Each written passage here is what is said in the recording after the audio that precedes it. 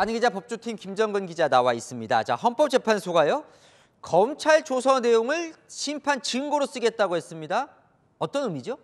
네, 검찰 조서를 증거로 채택해서 탄핵 심판 결론을 앞당기겠다는 의미로 보입니다. 2017년 박근혜 전 대통령 탄핵 심판 때 헌법재판소는 검찰 신문 조서를 증거로 활용했는데요. 이 전례를 따르겠다는 겁니다. 예를 들면 이진우 전 수도방위 사령관, 검찰에선 다양한 진술을 내놓았지만 헌재에선 여러 번 답변을 거부하거나 검찰 조서에 동의하지 않는다고 했거든요. 이런 상황에서 이 전 사령관의 검찰 진술 내용을 증거 삼아 결론 내겠다는 겁니다. 그러다 보니까 대통령 측은 강하게 반발하고 있던데 왜 반발하는 겁니까? 네, 이 법정에서 증인들의 말을 뭐라고 하는지 들어야 한다. 검찰에서 작성한 서류만으로는 탄핵 심판을 하겠다는 거냐며 비판하는 겁니다. 대통령 측은 헌재가 부당하게 증인신문 시간을 제한하고 있다는 점도 반발하고 있습니다. 헌재는 탄핵 심판에서 국회 측과 대통령 측에게 증인 한 사람당 각각 30분을 주고 추가로 15분씩 총 45분 동안 신문하도록 시간을 제한했습니다. 예, 제주 신문 넣으세요. 5분 넣고 나중에 5분 빼겠습니다. 5분 넣으세요. 선생님, 3분만 질문할. 아닙니다. 돌아가십시오. 그런데 박근혜 전 대통령 탄핵 심판 때를 보면요.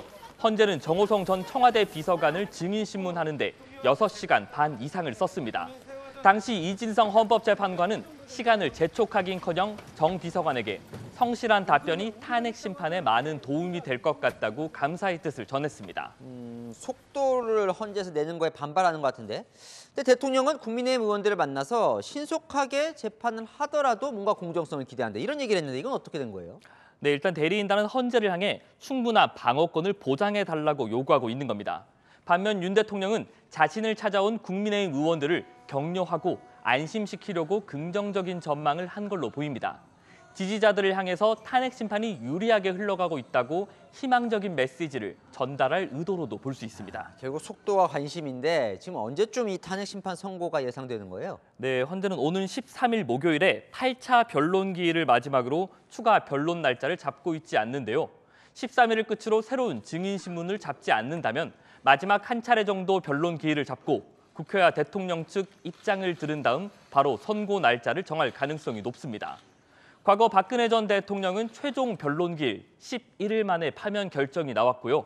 노무현 전 대통령은 마지막 변론기일에서 15일 이후 기각 결정이 났습니다.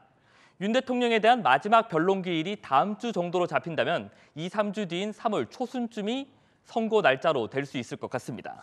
이제 또 하나 변수가 마은혁 후보자가 이제 헌법재판관이 되냐 여부인데 8인으로 가냐 9인으로 가냐 어떻게 될 것 같습니까? 네, 마은혁 후보자가 만약에 임명된다면 탄핵 심판 결론 좀 더 늦춰질 가능성이 높습니다. 마 후보자가 선거에 참여하려면요, 탄핵 심판 변론에 최소 한 번 이상은 참여해야 합니다. 헌재가 9명 재판관 체제로 탄핵 심판 선고를 하려면 추가로 변론 기일을 잡아야만 마 후보자를 참여시킬 수 있습니다. 이게 충족돼도 방대한 사건 기록을 검토할 시간이 필요하기 때문에 탄핵 심판 결론 시점은 늦어질 수밖에 없는데요. 마 재판관을 최상목 권한대행이 임명한다고 하더라도 헌재가 재판관 8명으로 빠른 선고를 하느냐, 선고가 좀 늦어져도 구인 재판관 체제를 갖춰 결론을 내리느냐, 이 고민이 깊어질 전망입니다. 네, 안희 기자, 김정근 기자였습니다.